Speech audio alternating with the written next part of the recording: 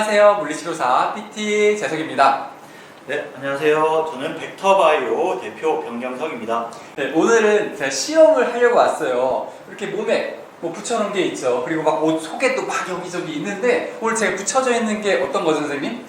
오늘 저희가 어떠한 실험을 한번 해볼 건데요. 인체의 주요 관절과 분절에 센서를 부착을 해서 우리가 어떠한 움직임을 수행을 했을 때 판별을 할 수가 있습니다. 그래서 오늘 저희 PT 재성님과 함께 한번 진행해 보도록 하겠습니다. 여기 가운데 보시면은 되게 움직이죠. 그래서 나중에는 선생님 여기다가 스켈레톤 뼈다귀를 같이 해가지고 모양을 붙여주실 거예요. 그래서 오늘 영상은 어떤 걸? 일반적으로 지면에서 걸을 때랑 우리 트레드밀 이래가지고 이제 걷는 제자리에서 걷는 도구 각도는 어떻게 움직이고 어떤 충격들을 받는지 그래서 운동의 차이가 어떻게 있을지에 대해서 보려고 해요. 우리가 다양한 관절의 움직임이라든지 아니면 관절에 부하되는 부하력 또는 속도가 어떻게 바뀌는지 그리고 인체의 정렬이 어떻게 이루어지고 있는지 이러한 데이터들을 우리가 수치적으로 산출을 하고 평가를 할 수 있게 됩니다. 제가 움직이는 것들을 영상이랑 촬영을 해가지고 이제 그냥 영상 촬영하는 게 아니라 이렇게 3D 모션 캡처를 해가지고 어떻게 차이가 나는지 더 효율적인지 한번 봐보겠습니다. 실험 같이 해볼게요. 네.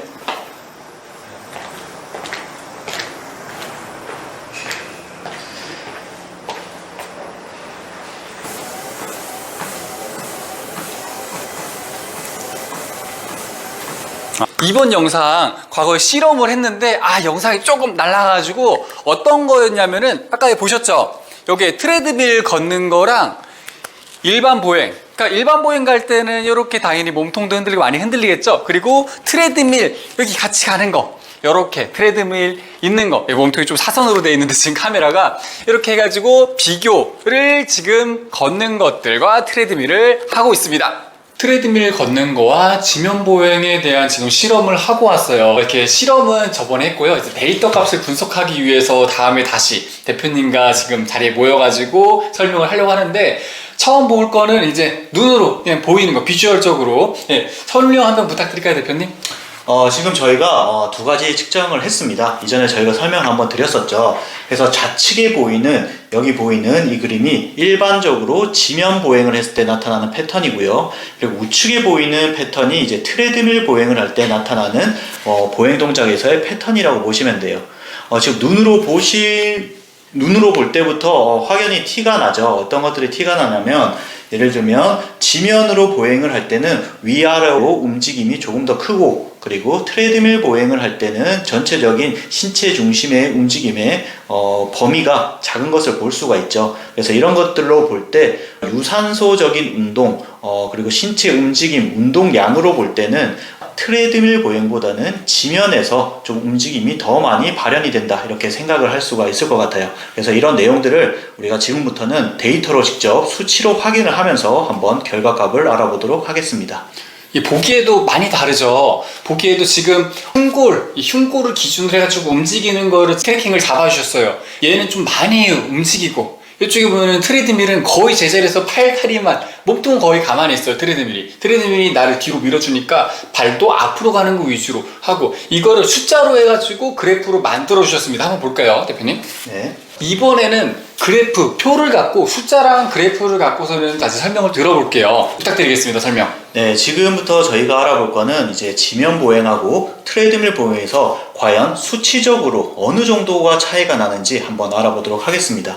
여기 그래프 보이시죠? 그래프 보시면 이제 파란색으로 표시되어 있는 막대 그래프가 일반 지면에서 보행할 때 나타난 데이터이고요. 그리고 이제 주황색으로 나타낸 그래프가 트레드밀 위에서 보행을 했을 때 나타나는 결과값이라고 생각하시면 됩니다. 그래서 일단 세 개 관절값을 비교를 해봤어요. 그래서 고관절의 움직임, 무릎 관절의 움직임, 발목 관절의 움직임에 대해서 먼저 한번 비교 분석을 해봤습니다. 좌측 상단에 있는 그래프가 이제 고관절의 움직임에 대해서 비교를 했었는데 일반 지면 보행에서는 고관절이 사용하는 범위 정도가 약 43도 정도가 나왔다면 트레드밀 위에서 보행을 할 때는 약 37도의 가동 범위가 나왔어요. 그래서 이 결과값으로 볼 때는 우리가 같은 속도로 보행을 하더라도 트레드밀 위에서 보행을 하는 것보다 지면에서 보행을 하는 게 훨씬 더 많이 고관절을 사용하고 있다, 이런 결과값을 확인할 수가 있고요. 그리고 우측 상단에 있는 그래프 같은 경우는 무릎 관절이 과연 어느 정도 사용하고 있는지를 나타내는 그래프인데, 일반 보행에서는 약 67도, 그리고 트레드밀 보행에서는 약 62도 정도가 나와서 한 10% 정도 차이가 난 것 같네요. 그래서 이렇게 무릎 관절에 있어서도 우리가 트레드밀 보행보다 지면 보행을 할 때 훨씬 더 많이 무릎 관절을 사용하고 있다, 이런 결과값을 확인을 할 수가 있습니다. 발목 관절 같은 경우는 다른 관절에 비해서 크게 차이는 나진 않아요. 지면 보행을 할 때는 약 가동 범위가 29도, 그리고 트레드밀 보행할 때는 약 27도 정도가 나왔는데, 2도라는 게 어떻게 보면 또 작다고는 이야기를 할 수는 있지만, 이게 반복적으로 1시간, 2시간 정도 걸었을 때는 이 2도도 무시 못할 숫자이긴 합니다. 그래도 전체적으로 봤을 때는 저희가 관절의 가동 범위로 봤을 때는 고관절에서 가장 큰 차이가 나타났어요. 그래서 우리가 실질적으로 운동량이라는 개념과 이렇게 대비시켜서 봤을 때는 트레드밀에서 보행을 하는 것보다 같은 시간으로 보행 운동을 했을 때 일반 지면에서 보행을 하는 게 훨씬 더 큰 운동량을 가져올 수 있다, 이런 개념으로 생각을 하시면 되고요. 그리고 우측 하단에 있는 그래프를 살펴보면, 우측 하단에 있는 내용은 우리가 신체 중심이라고 하죠. 신체의 움직임이 위아래로 어느 정도로 많은 움직임을 보이는가를 산출을 해봤어요.